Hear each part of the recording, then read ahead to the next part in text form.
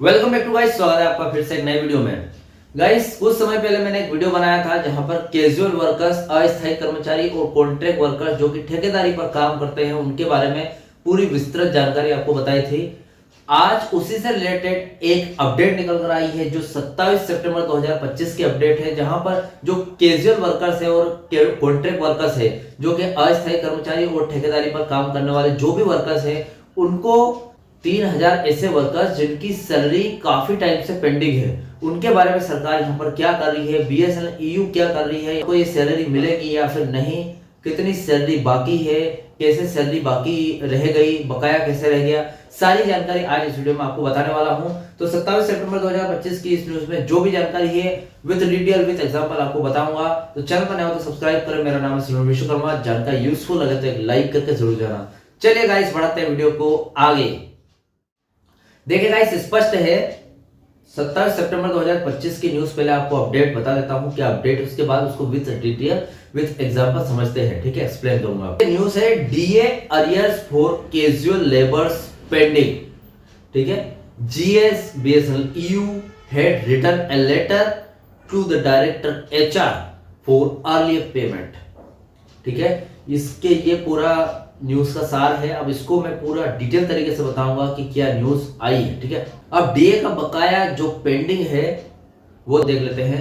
Company के 3000 अस्थायी कर्मचारियों को उनका बढ़ा हुआ वेतन, जिसको महंगाई भत्ता बोलते हैं, पिछले 8 महीनों से नहीं मिला, जबकि सरकार ने इसे देने का आदेश काफी पहले दे दिया था, ठीक है। अब 8 महीने का मतलब यह है कि जनवरी 2025 में सरकार ने यह आदेश जारी कर दिया था कि जो कैजुअल वर्कर्स है और कॉन्ट्रैक्ट वर्कर्स है उनको उनका बकाया मिल जाना चाहिए।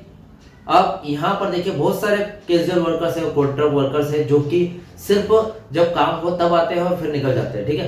तो ऐसे बहुत सारे अस्थायी कर्मचारी है जिनको उनका बकाया मिल गया है, लेकिन बहुत सारे ऐसे हैं उनको नहीं मिला है, जैसे कि 3000 कर्मचारी जो रह गए हैं उनके बारे में है ये मुद्दा कि उनको उनका महंगाई जो भत्ता है उसके साथ उनकी जो सैलरी, बकाया सैलरी सारी मिल जानी चाहिए, ठीक है, जो कि 8 महीनों से नहीं मिला है। जनवरी में हुआ था, अभी 30 जून को बहुत सारे को मिलना स्टार्ट हो गया था और अभी फिलहाल काफी टाइम हो चुका है, मतलब अगस्त निकल गया, सितंबर लग गया है, 9वां महीना लग गया है और ये भी लगभग खत्म होने वाला है, ठीक है। आज क्या तारीख हो गई है? आज हो गई 28 सितंबर हो गई, मतलब 10वां महीना लगने वाला है और अभी तक ये जो बकाया है अभी तक उन कैजुअल वर्कर्स और कॉन्ट्रैक्ट वर्कर्स को नहीं मिला है, ठीक है। तो डीए क्या है और बकाया क्यों बनता है वो देख लेते हैं पहले। डीए महंगाई भत्ता, यह सरकारी और सार्वजनिक क्षेत्र के कर्मचारियों को दिए जाने वाला पैसा है जो महंगाई के असर को कम करने के लिए समय समय पर बढ़ाया जाता है, ठीक है। मतलब डीए सैलरी के साथ ही एक महंगाई भत्ता मिलता है, अलाउंसेस मिलता है, सारे जितने भी अलाउंसेस होते हैं उसमें सबसे बड़ा डीए होता है जो सबसे ज्यादा आपको मिलता है, ठीक है। महंगाई भत्ता, जो महंगाई, जब भी महंगाई बढ़ती है उसके साथ यहाँ पर आपको क्या है, महंगाई को कम करने के लिए एक अतिरिक्त राशि मिलती है जिसको डीए बोलते हैं। तो वो डीए आपको दिया जाता है ताकि आपकी महंगाई से आपको लड़ने में मदद मिल सके कि आप, ठीक है, ज्यादा महंगाई हो गई है तो आपकी जो मेन सैलरी वो ना टूटे, ठीक है। अब ये सरकारी कर्मचारियों को मिलती है भैया, प्राइवेट को तो नहीं मिलती। प्राइवेट को क्या डीए, क्या एचआर, क्या यहाँ पर एआर, कुछ भी नहीं मिलता। प्राइवेट को तो वही जो बेसिक सैलरी भैया उसी पे काम करते रहो। डीए वगैरह जितने भी अलाउंसेस मिलते हैं ये सब सरकारी नौकरियों में मिलते हैं। तो भैया एक हिसाब से देखा जाए तो सरकारी नौकरी करने वाले तो अमीर है क्या, उनके पास जाकर देखो कि उनकी सैलरी क्या है, डीए एचआर जितने भी भत्ते मिलते हैं सारे ऐड करके देखो कितना पैसा बनता है उनका। एक मामूली क्लर्क जो प्यून की नौकरी करता है उससे जाकर पूछो उसका बेसिक सैलरी से और डीए वगैरह सब मिलकर कितना बनता है महीने की इनकम। अभी ये है। अब उसके बाद यहाँ पर आदेश की तारीख, भारत सरकार ने आदेश दिया है कि डीए की यह नई बढ़ी हुई दर 1 जनवरी 2025 से लागू होगी, ठीक है। जो भारत सरकार ने यह आदेश, जो डीए का आदेश ये पहले से ही जारी कर दिया था कि जो दर है इसकी जो मतलब एक निश्चित राशि है ये पहले से ही 1 जनवरी 2025 को ही लागू कर दी गई थी भारत सरकार की ओर से। लेकिन कंपनी ने क्या किया वो देख लेते हैं। आदेश जारी होने की तारीख, कंपनी को यह सरकारी आदेश मिला जून 2025 में। अब देखिए जारी कर दिया था स्टार्टिंग में, जो अनाउंसमेंट कर दिया था वो कर दिया था जनवरी 2025 में, और ये जारी कब हुआ सरकारी कंपनी की ओर से, कब जारी हुआ, जून 2025 में।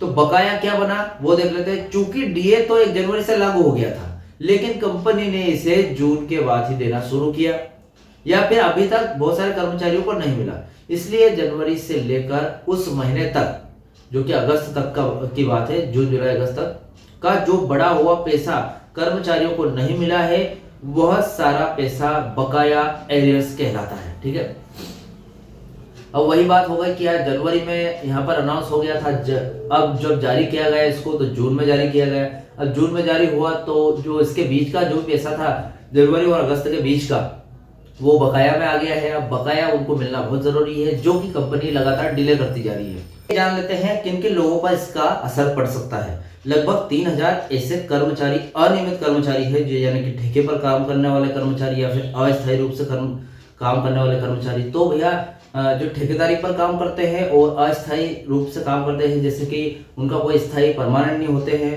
मतलब जब भी काम पड़ता है उनको लगा दिया जाता है काम पर, और जब काम खत्म हो जाता है तो उनको वापस भेज दिया जाता है, तो इसको अस्थायी कर्मचारी बोलते हैं। तो ऐसे 3000 अनियमित कर्मचारी है, ठीक है, जो प्रभावित होंगे इससे। ये कर्मचारी छठे वेतन आयोग के वेतनमान पर ही काम कर रहे हैं, जिसका मतलब ये है कि वे कानूनी तौर पर इस बढ़े हुए डीए का पात्र है। मतलब देखिए यहाँ पर जो डीए बढ़ा हुआ है, डीए बढ़ा कर दिया जा रहा है, जो कि परमानेंट कर्मचारी पर लागू होता है। यहाँ पर छठे वेतन आयोग के हिसाब से कानूनी, अगर देखा जाए कानून के हिसाब से देखा जाए, तो वो जो अस्थायी कर्मचारी है, जो बढ़ा हुआ डीए है, उनके पात्र है, मतलब उनके लिए जो बढ़ा हुआ डीए है वो अस्थायी कर्मचारियों को भी मिलना चाहिए। ठीक है, अब समस्या क्या है कंपनी के हिसाब से, देखिए कंपनी को क्या समस्या है। सरकारी आदेश और कर्मचारियों की पात्रता के बावजूद कारपोरेट कार्यालय, कंपनी का मुख्य मैनेजमेंट इन 3000 कर्मचारियों का बकाया जारी करने में डिले कर रहा है। खबर के अनुसार मैनेजमेंट लगातार उदासीनता का मतलब है लापरवाही, गैर जिम्मेदार या फिर इस मामले को नजरअंदाज करना दिखा रहा है। वे इस पैसे के भुगतान को गंभीरता से नहीं ले रहे, जबकि कर्मचारियों का यह एक हक है। मतलब यहाँ पर बता रहा है कि मैनेजमेंट इसे उतना गंभीर नहीं ले रहा है, इस विषय को जितना लेना चाहिए। मैनेजमेंट गैर जिम्मेदार है, ठीक है, और वह क्या है कि कर्मचारियों को जो हक है वो देना नहीं चाहता है। ठीक है, अब यहाँ पर यूनियन ने इसके खिलाफ क्या कदम उठाया। अब देखिए मैनेजमेंट तो उसका काम कर रहा है, लेकिन यूनियन ने इसके खिलाफ क्या कदम उठाया। यूनियन जो कि बीएसएनएल कर्मचारियों के हक में काम करता है, तो यहाँ पर यूनियन ने क्या कदम उठाया वो देख लेते हैं। कर्मचारियों के संगठन बीएसएनएल ईयू के महासचिव ने कंपनी के निदेशक, जो कि एचआर है, को एक बड़ा पत्र लिखा है, जिसको लेटर बोलते हैं। लेटर में स्पष्ट रूप से अनुरोध किया है कि लंबी डीए का बकाया का भुगतान सितंबर 2025 के वेतन के साथ तत्काल किया जाना चाहिए। ठीक है, अब देखिए यहाँ पर यह बताया गया है कि सितंबर 2025 के महीने में जो भी वेतन मिलने वाला है, ठीक है, अस्थायी कर्मचारियों को, उसमें जितना भी लंबित भुगतान यहाँ पर जो भी डिले कर दिया गया है, पेंडिंग जो भी उनकी सैलरी थी, डीए जो बढ़ा हुआ बकाया है वो पेंडिंग था, सारी चीजें यहाँ पर कर देना चाहिए। जो भी अस्थायी कर्मचारियों को उनका बकाया दे देना चाहिए। ठीक है, तो फिलहाल ये अपडेट थी 27 सितंबर 2025 की कैजुअल लेबर्स और कॉन्ट्रैक्ट वर्कर्स के बीच में जो यहाँ पर बकाया रह गया उसकी। तो इस अपडेट से रिलेटेड क्या आपके डाउट, क्वेश्चन वगैरह मुझे कमेंट बॉक्स में कमेंट कर सकते हैं। वीडियो अगर अच्छा लगा तो वीडियो को लाइक, कमेंट से जरूर करें। मिलते हैं गाइस नेक्स्ट वीडियो में। सी यू सून।